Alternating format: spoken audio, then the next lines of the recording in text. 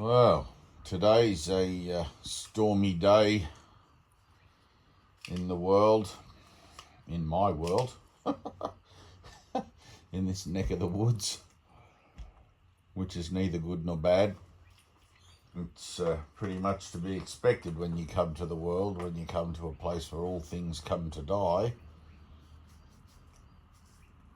And that might sound a little bit harsh, given the nature of natural disasters and things going on around the world at the moment, but it is the truth of the matter, which is why it's important to be vigilant for the kingdom of heaven, for your own inner peace, and to realize the reasoning for wanting to do that as a functional awareness, I guess, of actually where you find yourself here in this dream, in the Matrix. The Matrix is a very unstable platform, an unstable continuum where the potential for it to reflect ideas of separation are at their premium, if you like. So it's not that there are any guarantees in the world. So when you come here, you could just as easily come here during a revolution and a war and the overthrow of a dynasty, or you could come here during the middle of a natural disaster like Pompeii or anything. And somehow within that unpredictable and upsetting framework, we make our way to salvation with the breath in our lungs and the faith in our hearts, and we get ourselves out of this predicament as quickly as possible. It's easy to become despondent in spiritual work because our driving interest is our comfort and our leisure, and the tendency to want to put down roots in a world that, and especially when you've been doing spiritual work for a while and things start to improve, right? There's this tendency to feel like, oh, I'm okay now. It's much like when a drug addict or an alcoholic or something, they get clean and they're clean for a little while and they sort of surmise to themselves that, oh, I'm all right now, I'm clean, I can handle it, and I can just have one drink. And of course, that's never the case. So recognizing what the world is, what it's about, as an unstable continuum, an unstable platform, it only becomes stable, and this is, if I'm looking at things energetically, it only becomes stable when I accept the instability of it, stop worrying about it, and in that, stop projecting my worried thoughts out into the blank landscape of the world, and therefore stop manifesting situations to worry about, right? Which is the law of attraction.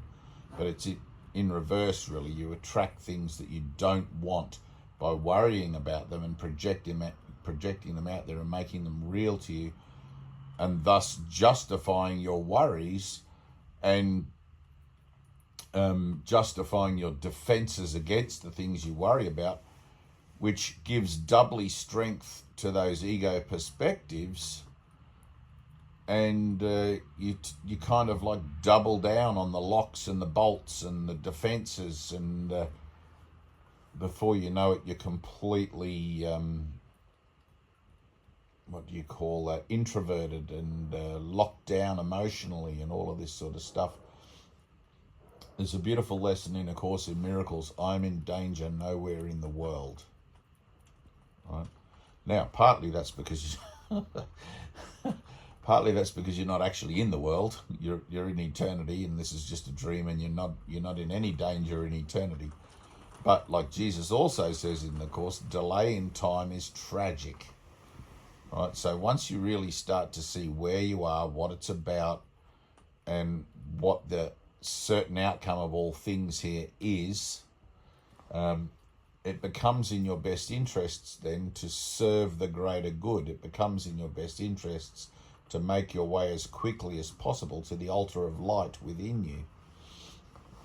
And we had a beautiful moment the other day. In our Zoom, I changed the context, the form of the Zoom meeting a bit to include a bit of music and a bit of sort of light meditation, what I call light meditation that I'm used to anyway, at the end. And our brother Roger had a rather nice experience of flashes of light behind his eyes in his consciousness, which to me is a great relief, because I was wondering what efficacy doing the light session online would actually have.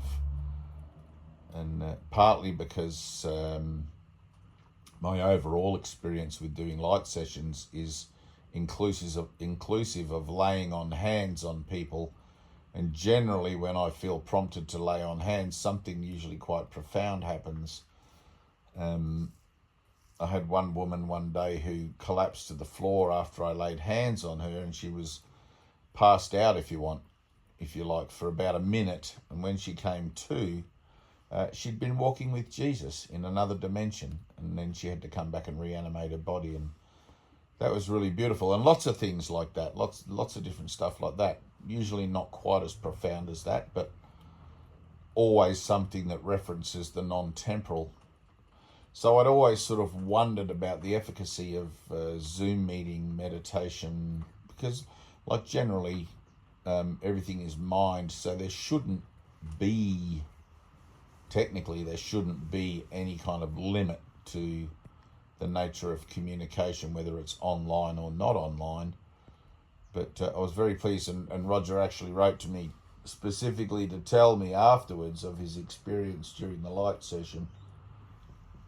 And it's sort of given me a bit more enthusiasm, I guess, or a bit more direction as well regarding doing that. So we'll be doing more of that in our upcoming Zooms.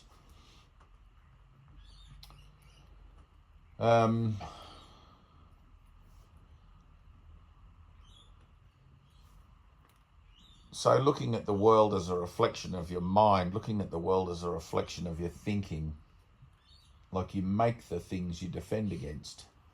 Literally, you make the things you defend against. And people say to me all the time things like, well, I didn't make or I didn't manifest that person that abused me or that person that stole from me or whatever. And the short and curlies is, well, yes, you did actually. That's the power of your mind, and you don't remember making these decisions because they occur at the speed of thought, and you have hundreds of thousands of them throughout the day, and the ones you reject are born into time and space as potential, waiting to gather witnesses. And once, of course, they gather witnesses, they become a version of real, and become manifest. They come into reality as far as your own cognitive ability to recognize those things is concerned, right? As how you see them. One person can view a situation completely different to another, and one person could be completely fearful of a situation compared to another person. Like, if you ask young children about picking up spiders, little boys probably won't mind, and little girls probably will squeal and run away, and that's just a generalization, I know, but you get the idea. So the manifestations of your own consciousness, of your own denial, is what you're always coming up against in the world, the things that you fear, and you have a choice regarding facing those things, to be defenseless or to be defended. And when you realize that you're defending yourself as above, so below. You're defending yourself against a singularity, right? In essence, you are defending yourself against God on earth. Now, you might say, well, that abusive person surely isn't God. And it's like, no, but that abusive person carries a universal lesson. That abusive person that you call abusive, rather than calling my brother in Christ, which I hope you see what I'm getting at now, they're going to have to play the part of abusive person for you. Not that they think they're abusive in their own mind. You'll probably call them a narcissist, and you'll probably call them a gaslighter, or whatever it is, whatever the particulars of your projection are. And you'll project it onto that person, and according to you, they will play that part for you. This person abused me, or this person insulted me. And it's like, well, not really, because in a world where nothing can be taken for granted, and in a world where everything's constantly changing and everything ends in death, what did you expect to find here? Right? You've got to be honest about that. And then the flip on that is also, it's like, why would you have any expectations here? Your safety is not guaranteed, right? Now, when I'm in danger nowhere in the world, as that lesson says, that's true when I walk with God, right? God being the energetic flow of the nature of the force of life here. If I go against the force of the life here, as it is, as a miscreative place, or if I resist it, and the whole teaching of Jesus is resist not evil, then I'm going to have to be brought back into alignment, and that's going to require a lesson. Now, initially, those lessons might come around as, hey, that's not a nice thing to say, or you could see that person differently, or, like you'll get little prompts. But if you're not aware of the prompts, the lesson becomes more insistent each time it comes around. And if you double down on your defenses against the lesson, and trust me, the lesson always wins, right? We're talking about energy. You cannot fight the system. You cannot fight the energy. You are not stronger than God, right? God being the all. So it doesn't matter how much you stamp your foot and wave your fist at the sky, you'll still die. You'll still get attacked. You'll still be whatever, because that's what you're actually asking for, right? And until you can admit to your insanity, it's like, holy shit, I must be mad. I didn't know that's how things worked here. And nobody does, trust me, until you do. Right? Now you know. Right? So you get the results of your own thinking. This is the fundamental truth of salvation. You get the results of your own thinking. If you don't like the results that you're getting in life, examine your thinking, and quickly. Right? In this relationship or that situation or whatever, it's like, well, that person's an arsehole because they did this to me or that to me. It's like, no, hang on a minute. Let me look into the mirror of, my reflection in that person. Oh, I'm an arsehole. I'm not seeing the truth. I'm the one projecting that identity and that label and that enigma of what I think is happening onto that person's situation or event. And it's justified by the cause and effect relationship that I have with it. Right? So, whilst I insist on defending myself against any aspect of truth, any aspect of reality, even in this world, then my defenses will be tested and tested and tested and tested until finally I get so stressed out I'll have a heart attack or a stroke or a bloody whatever, or I'll get run over in the street by a car, or a volcano. I'll find myself in the vicinity of a live volcano somehow, right? You can't avoid your karma. You can't avoid the effect of your thinking, right? Impossible. All you can do is learn to be defenseless in the face of the world, in the face of whatever comes, and integrate or own the reflections that you're getting. Yes, I'm an arsehole. Yes, I'm a narcissist. I see a narcissist, therefore I'm a narcissist, right? You may not recognize that in yourself, and chances are you won't, right? Everybody likes to think of themselves as fairly well adjusted, and everybody else is all fucked up. I guarantee you it's not the case, right? If you could examine your own thinking going right back to Adam, so to speak, you would find that there is all manner of narcissistic, gaslighting, arrogant, ignorant, biased, ismed kind of thinking that rears its ugly head in your thinking, in your mind, that you project out into the world because fundamentally you hate that shit. Right? I don't like my dark thoughts. I don't like my evil thoughts. I don't like my thoughts that don't bring me any joy. But whilst you continue to project them out into the world, they will become justified to you because mind is whole and you meet your own mind everywhere you go, because the outside world is simply a reflection of your own thinking, in denial or in acceptance of the true nature of life, which is love. Right? So as you begin to go through your process, then your spiritual process of healing, and you start to look into the mirror of other people, the tendency, because you've been defending yourself all along against truth, the tendency is to then defend yourself with spiritual concepts. It's not me, it's you. You know, put your finger on your own nose, dear one, all that sort of thing. And project onto somebody else using your spiritual learnings rather than using those spiritual learnings to liberate yourself from the reflections you're getting in the world. You know, so and it's very, the ego is cunning and suspicious and vicious and baffling, and you can't really try to work it out. You just get a general sense that I'm not going to trust my own thinking in this situation, and I would rather be happy than right. So in any given situation, that's always what you're being presented with. Would you rather be happy or right?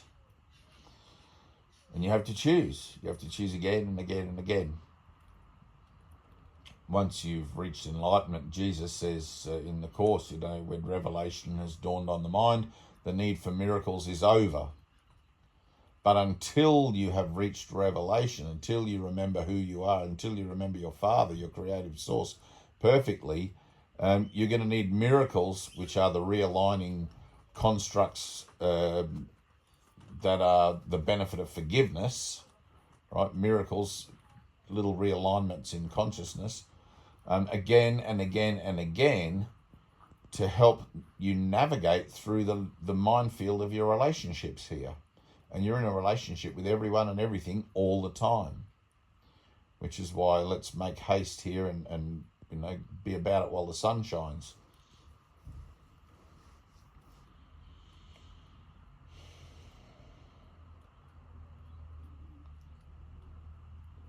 It's easy to fall into spiritual arrogance, which I guess is something that's important to understand. It's easy to fall into a place where you feel like you've accomplished something because you've been practicing for several years, and the tendency becomes to bypass the reflections rather than to use them, because ego's crept back in somewhere and convinced you that you're beyond all that now. I've got it now. I understand what I'm doing now. I don't need these books or teachers or reminders or whatever you're using anymore. But of course that's not true. Even the idea that you would tell yourself that shows you that you still very much need guidance. And of course all that guidance has to ultimately come from within. And you're learning to hear the voice for spirit. You're learning to hear the guidance of spirit within yourself. Initially, you may have external teachers. You may have mountains. I was on a video call with someone just the other day, and they were showing me their living room, and there was a massive library, a massive bookshelf with like hundreds of books. And I said to her, what are all those books? And she goes, oh, they're spiritual books. And there were some art books as well, but mostly hundreds of them, hundreds. And it reminded me, I never read hundreds. I probably read about 50 books, I suppose, you know. But fictional and non-fictional and reference books and stuff like that. But when I was at the Healing Centre, I did read a lot of books because there was a group library there. When new students would come, they would be encouraged to put all their old books and everything into the library for others as a resource, you know. And so we had this proper functioning little library where you could borrow books and things. But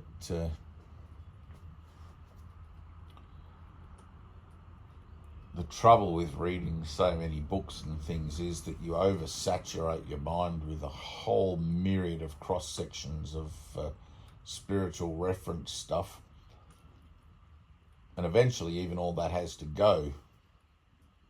So forgiveness is liberating your mind from temporal association, including your spiritual temporal association.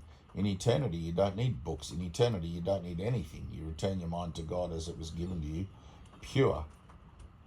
So letting go of all the teachings of this teacher or all the teachings of that teacher, and simply being about the business of serving the greater good yourself becomes your focus. And but you still have to watch out. Whilst you find yourself in this world, whilst you find yourself with a body, with a vessel, with an avatar that you can use to be about that purpose, you also need to remember that it's a slippery slope. One step into hell and it's a slippery slope all the way down. So never think you know something. You know, the only thing to know is what you are. And if you don't know what you are, you don't know anything. And it's only ego arrogance. And I had this conversation with Tyna this morning.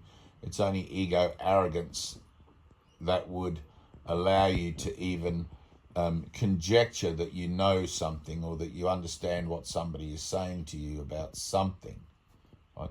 You can't possibly understand anything that anyone's saying to you here without the miracle, because what's being said is being said through symbols which are all representing the nature of denial, even your spiritual symbols.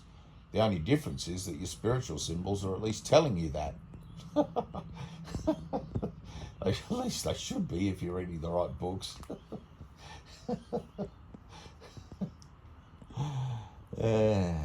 Keep it simple, stupid.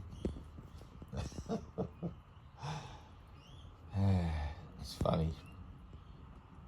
So you have to own all your reflections. It never is the case, until you reach enlightenment, it never is the case that you're free from the mirror, that you're free from the reflection. Never, never, never, never. The mirror never lies. Right?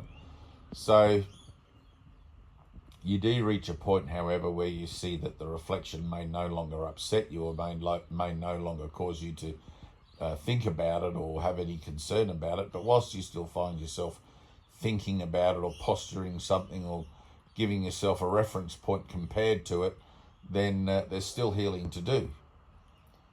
You know, there's still plenty of healing to do.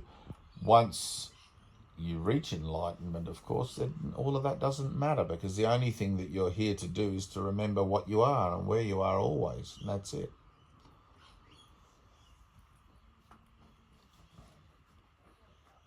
I had a bit of a topsy-turvy because my experience happened first.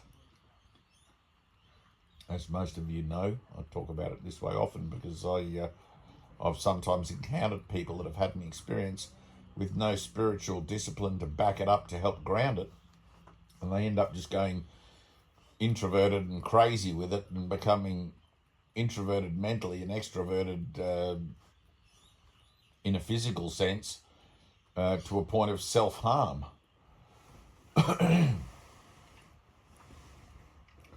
But my experience happened first, and for the first 12 months after that, at least, I was useless to anybody. It was like being electrocuted in the mind. Nicely, but lovingly electrocuted. It was like the ultimate form of shock therapy, I guess. It was a huge shock to the system to discover that Dave, the avatar, the identity of Dave, didn't actually exist. And I didn't want to accept that for a long time. It was finally Annie that got me back on track. And I'm ever grateful to her to this day. But Annie got me back on track. I met her at the Shannon one day and I was stoned out of my brain trying to deal with life as it now was by avoiding it fundamentally. And I bumped into Annie and she said, "What's happened to you? You've got all the energy of a dead fish." And I knew in that moment I had to go to the healing centre. I had to be there. I had to be there. Up until then, I was just sort of visiting on the weekends after my enlightenment and coming and going. I didn't have the cognition to really realise that that's where I needed to be. I actually probably needed someone to hit me over the head with a shovel and so that I would actually frickin' listen. You know, you need to be there. You need to ground that experience you've had. Otherwise, it's going to just destroy you. Which is why I always talk about being miracle-minded. You have to learn to become miracle-minded so that you can be revelation ready, because the revelation is going to rock your world. It doesn't matter how many spiritual books you've read, how many masters you've sat with. It's going to turn everything you think you know now on its head, and you'll never be the same again. You'll be glad about that, but it'll take it'll take a while to sort of integrate. Oh God, it's funny.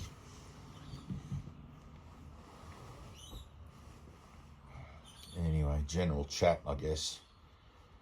I'm seeing Annie this weekend down in Byron Bay. We do have big storms predicted, so I should still be right for that. And the guys in India are sending us, hopefully they've already mailed it, but sending us a proof of the little book. And once we approve the little book, it's go ahead to print. So everyone that's been waiting for a handful of books that they can hand out to their friends and give to people that ask about Course in Miracles or anything like that, it won't be long. It won't be long. It won't be long. And I guess we'll set up some kind of thing with the Zoom meetings for those. It's probably going to be the easiest way. So if you contact Tyna, and she'll get all your details, she'll add you to the Zoom group. So when the books arrive with her, she'll be able to distribute them to those people that are in America and whatever there. And I will send them out to Australia, New Zealand, South Pacific, all that sort of thing. Sub-Asia, if we have any. I don't think we have any Asian students in our Zoom. We've got a pretty good cross-section of people from around the world. We used to have a fair bit of English people. We used to do a different, I think that the time factor that our Zooms that we do now, it's not conducive for people in Europe to join us. It's too late at night for them. But anyway. All right, well, that's it. Just a short one. Just remember, like, I'm in danger nowhere in the world. In my defenselessness, my safety lies. That's another lovely lesson. Actually, if you're watching this video and you've got a copy of the course, go and read that now. In my defenselessness, my safety lies. I think it's in about the 180s, lesson 182, maybe. Or maybe that was the other one. But anyway, you'll find it. Look it up. All right. I love you guys. I mean it. Like and subscribe, please, please, please. And we'll see you in the Zoom. Peace.